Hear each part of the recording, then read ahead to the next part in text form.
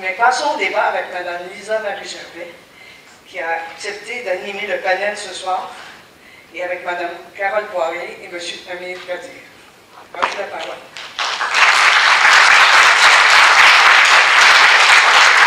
Alors, la première question, c'était, sautons dans la question des exemptions fiscales et des taxes pour les corporations religieuses. Je suis curieuse d'entendre la position de vos partis sur le Concernant la question précise sur les exemptions fiscales de taxes et corporations religieuses, je vais vous avouer que j'aimerais qu'on prenne la question dans un plus large débat en tant que tel. Moi, je me pose la question avec vous, est-ce qu'on est prêt à remettre en question l'ensemble des exemptions fiscales pour tous les édifices qui sont religieux? Moi, je travaille actuellement très, très fort à faire en sorte que ce que j'appelle nos châteaux, nos monuments, qui sont nos églises actuellement, qui sont là depuis une centaine d'années, 200 ans dans certains cas, sont des édifices extraordinaires et qui, bien des fois, sont laissés à l'abandon par, justement, l'Église catholique, entre autres, ou l'Église protestante, et qui renferment des travaux, des joyaux extraordinaires. Il y a des ébénistes québécois qui ont travaillé dans ces églises. Il y a des vitraux de Ninkiri qui arborent la majorité de nos églises. Est-ce qu'on veut mettre ces édifices-là en danger? Alors moi, je me pose la question collectivement et je pense qu'il faut inclure cela dans le débat. D'un autre côté, le Parti québécois a initié un débat pour lequel, malheureusement, on n'a pas été capable d'aller plus loin qu'une intention. C'est un débat sur les dérives sectaires. Alors, nous voulions avoir un débat, un mandat d'initiative pour débattre de ce qui arrive avec tout ce qui est les sectes au Québec. Et là, on pourrait à ce moment-là aborder, entre autres, ce débat sur les exemptions fiscales. Alors, pour moi, abolir comme ça, dans une question un peu trop courte, les exemptions fiscales à l'ensemble des monuments religieux au Québec, je n'en suis pas, je vous le dis franchement. J'ai même, dans un passé de quelques années, fait en sorte que lorsque l'Église catholique, par exemple, ou d'autres monuments religieux sont vendus au mouvement communautaire, on l'a vu, on a vendu des églises. Moi, je me rappelle, le Chic Restopop est dans l'église Saint-Mathias, et pour ce faire, il a fallu modifier la loi pour faire en sorte que le centre communautaire ne paie pas la taxe de bienvenue, parce que c'est les règles du jeu. Alors, il a fallu modifier les règles législatives au niveau fiscal municipal. Alors, moi, je pense qu'il faut regarder ça dans une perspective beaucoup plus large et non pas juste par la pointe de dire est-ce qu'au niveau des sectes, au niveau de certaines religions, il faut avoir des mesures. Moi, je pense qu'il faut le regarder globalement et je ne suis pas prête à acheter le bébé avec l'eau du bain. On a besoin d'un débat au Québec sur le patrimoine religieux. C'est beaucoup plus large que ça. Le patrimoine religieux, c'est quelque chose qu'on s'est donné, c'est nos parents qui nous ont donné ce patrimoine-là. C'est un patrimoine extraordinaire. Et moi, je ne suis pas prête à dire que demain matin, il faut faire parce que la journée qu'on crée une exemption fiscale, on abolit l'exemption fiscale à l'ensemble des églises du Québec, eh bien, on les ferme, c'est ça que ça veut dire. Alors, moi, que les gens aillent à la messe, j'en ai rien à cirer, je suis totalement laïque, mais d'empêcher l'Église catholique, par exemple, ou l'Église protestante, ou d'autres communautés, de bénéficier de cette exemption-là, bien, moi, j'en suis pas. Moi, je pense qu'il faut avoir une réflexion globale, et on a un problème sur le patrimoine religieux québécois. Est-ce qu'on veut le préserver, oui ou non? Et je pense que c'est dans ce discours-là qu'on devrait s'inscrire, et non pas aller juste sur une mesure d'exemption fiscale. Est-ce qu'il n'y a pas, effectivement, vous évoquez la question des sectes, est-ce qu'il n'y a pas aussi à un moment donné une ligne à tracer Ben, c'est pour ça qu'on veut un mandat d'initiative au Parti québécois, parce que on le voit, là, il y a des gestes qui se posent dans les sectes. On a vu une dame qui est décédée par le fait de refuser une transfusion sanguine. Et il y a toutes sortes de pratiques, la communauté Lève-Tahor, et puis on peut en nommer là, plusieurs. Et est-ce qu'on peut avoir ce débat-là sain au Québec de façon transpartisane et faire en sorte que tout ce qui est les dérives sectaires, on se pose la question, comment on veut se positionner, nous, comme Québécois, dans ce débat-là? Et je dois vous le dire, malheureusement, mon collègue, il a refusé son appui à ce mandat d'initiative. Pour ce qui est de l'exemption, des exemptions fiscales dont bénéficient les corporations religieuses Québec solidaire à maintes reprises, dans la même lignée de pensée que la fin du financement des écoles privées, dont nombreux sont religieuses, nous avons favorisé c'est-à-dire une réorientation de ces dispositions fiscales pour y mettre fin graduellement, pour tenir compte de quoi? Parce que nous croyons que l'État a quand même une responsabilité pour la préservation du patrimoine religieux, au même titre que l'ensemble du patrimoine bâti, ou parfois symbolique, qui appartiennent à l'histoire du Québec et à ses communautés. Il ne faut pas oublier que tout ce qui a été bâti et que Carole a mentionné, a été durement et à fort prix par la sueur du peuple québécois qui a contribué dans les heures plus difficiles de son existence économique pour bâtir ce patrimoine. Que pour nous, la laïcité, comme on l'avait défini dans le projet de loi de 2013, dont je vous ai apporté quelques copies, la charte de la laïcité de l'État québécois que nous avions proposée à l'époque, c'était en 2013, alors que ma collègue faisait partie du gouvernement au pouvoir, charte de la laïcité de l'État québécois. Alors, pour nous guider, les 5 principes sur lesquels on faisait reposer notre approche, c'est d'abord la séparation institutionnelle entre l'État et les religions organisées. Tout ça, là-dessus, je pense que tout le monde s'entend là-dessus, y compris le Parti libéral du Québec. La neutralité de l'État face aux religions.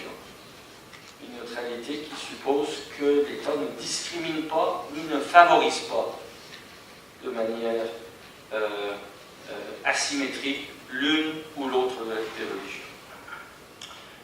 Ensuite, le respect de la liberté et de l'incroyance également, de la croyance et de l'incroyance et la liberté de conscience, parce que nous n'oublions pas, le concept même de la laïcité qu'on trimballe avec nous est le résultat de luttes qui ont eu lieu au XIXe siècle, parfois des luttes très très acerbes. On se rappellera de tout l'épisode qui a opposé les courants qui par la suite se sont soldés dans la loi de la laïcité avec Aristide Briand, en France je parle en 1905, avec Aristide Briand qui a introduit cette loi, et les anticléricaux très radicaux qui en étaient même jusqu'à ficher les croyants à l'intérieur du corps de l'armée. Je ne sais pas si vous connaissez cet épisode, il y a un intéressant article historique là-dessus. Donc pour nous, la laïcité c'est un principe d'inclusion et non d'exclusion. Autrement dit, au prix de plusieurs siècles d'affrontements confessionnels en Europe ou ailleurs, je dirais grâce à 2-3 siècles de réflexion et d'approche humaniste impulsée par les Lumières en Europe, la France, parmi d'autres, a trouvé là, à travers le principe de la laïcité, une manière d'apaiser les tensions, de faire en sorte que tout le monde y trouve son compte et d'inclure. Parce que rappelons-nous à l'époque, pourquoi il a fallu introduire ce projet de loi? Parce qu'on discriminait contre les protestants. Les protestants n'avaient pas accès aux postes administratifs, aux postes de l'État, à l'intérieur de l'éducation, à l'intérieur des institutions. Il s'agissait donc, par ce principe de laïcité, en garantissant la neutralité de l'État et la séparation entre l'État et l'Église catholique, de dire, dorénavant, l'État est neutre et tout le monde a droit à entrer dans le système. Donc, ce n'était pas une idée de les exclure. En retour, on demandait aux gens de ne pas faire de prosélytisme et donc de respecter une stricte séparation entre leurs croyances et leurs fonctions à l'intérieur des institutions de l'Église. C'est très important de se rappeler ça parce que parfois, dans nos débats, on a tendance à l'exclure et la laïcité apparaît aux yeux de certains à cause de la manière dont on emmène les débats comme un principe d'exclusion, ce qui est tout à fait contraire à son esprit. Donc, troisième élément, j'ai mentionné donc respect de la liberté de croyance ou d'incroyance et de la liberté de conscience. 4e élément, égalité en droit des religions et des systèmes de croyance. Et 5e élément, respect par l'État des valeurs coutumières et patrimoniales. C'est là que ça rejoint ce que j'ai dit tout à l'heure, c'est que c'est pas parce qu'on est un État laïque puis qu'on va l'approfondir et que nous on souhaite de tout cœur que le Québec puisse achever le long cheminement vers sa laïcisation, mais ça ne veut pas dire que demain il faut abolir, mettons, la fête de la... Moi, je suis un des partisans d'ailleurs qui souvent dit la fête de la Saint-Jean-Baptiste. J'ai de la misère à appeler ça la fête nationale du Québec. Je veux bien que ce soit la fête nationale du Québec, mais je ne vois aucun problème à ce qu'on réfère, même si c'est un symbole religieux, puisque là-dedans, il y a quand même une valeur coutumière dans la référence historique.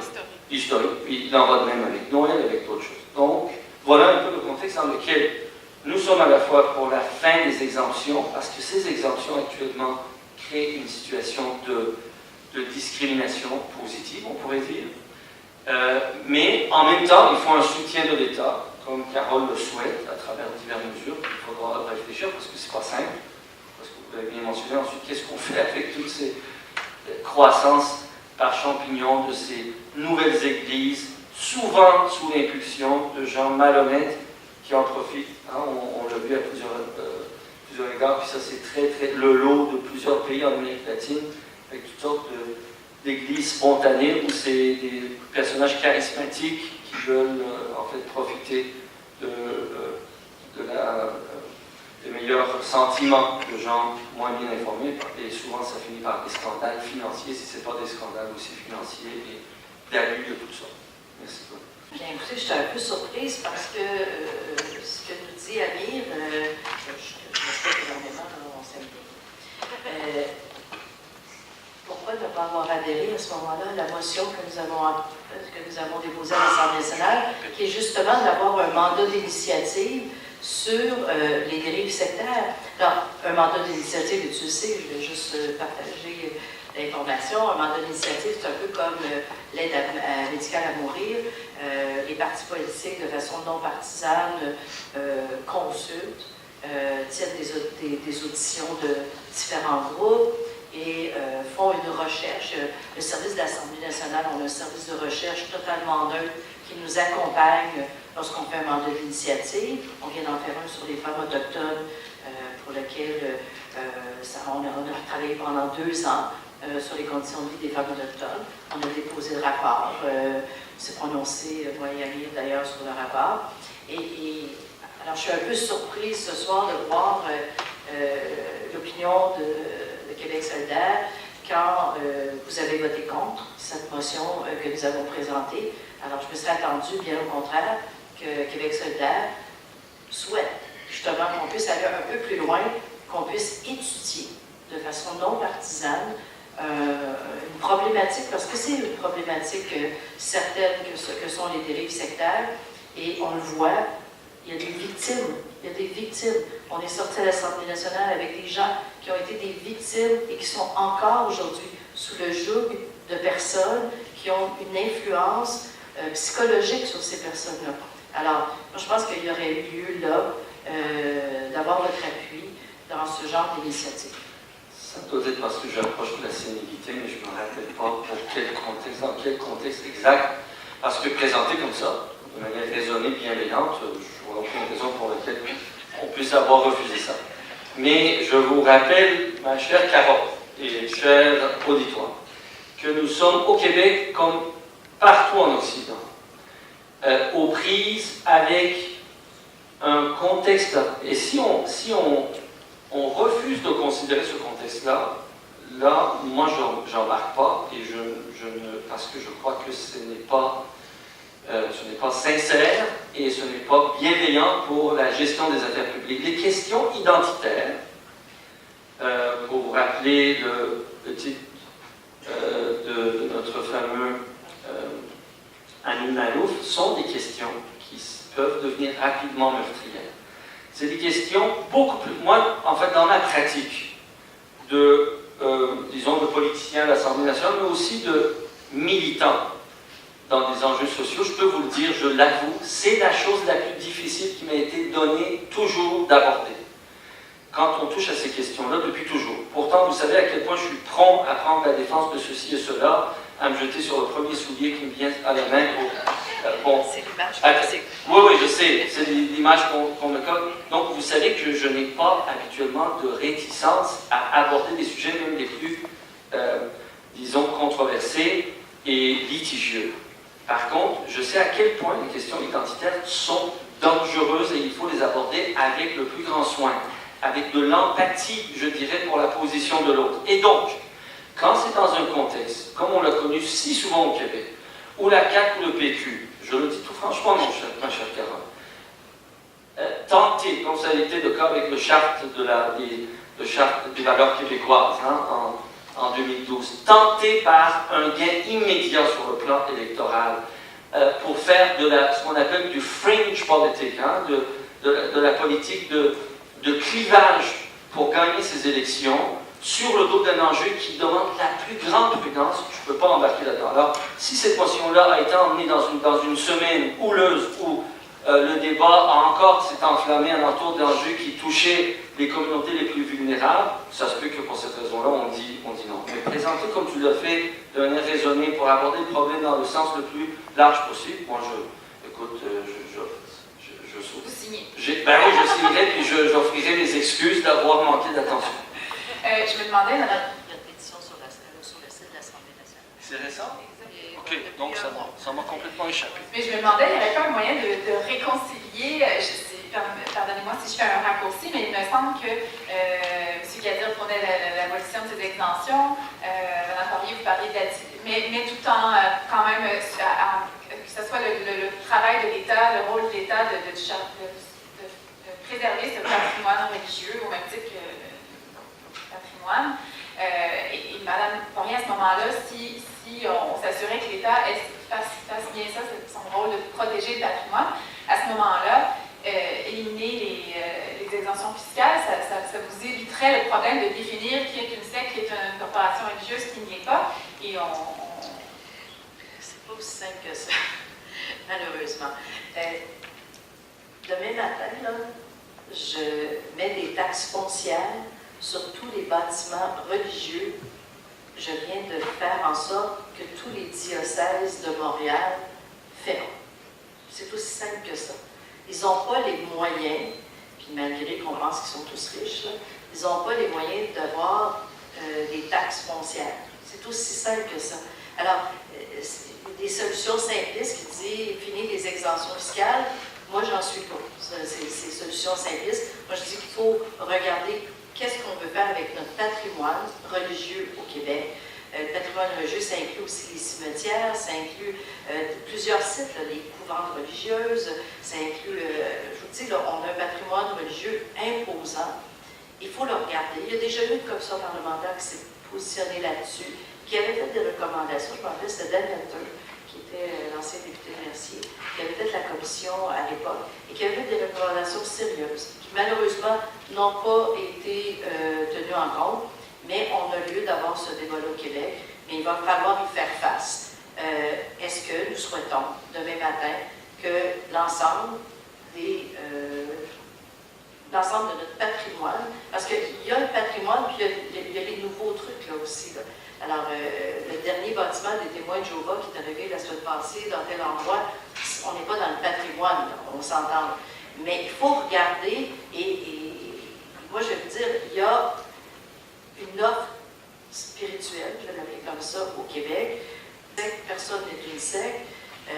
Un mandat d'initiative sur les dérives sectaires nous aurait permis probablement de faire le ménage là-dedans et nous aurait permis de mieux identifier ce vers quoi une exemption fiscale pourrait ou ne pourrait être. Mais moi, je vous dis, la journée qu'on enlève l'exemption fiscale, on a un grave problème. C'est l'État qui va se ramasser avec l'ensemble des bâtiments à supporter.